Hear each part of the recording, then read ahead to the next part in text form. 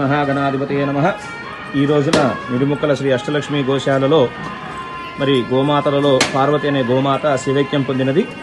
20 సంవత్సరాలు గల ఈ గోమాత గత 20 సంవత్సరాలుగా మన గోశాలలో అనేక మంది భక్తులకి అనుగ్రహం ప్రసాదించింది.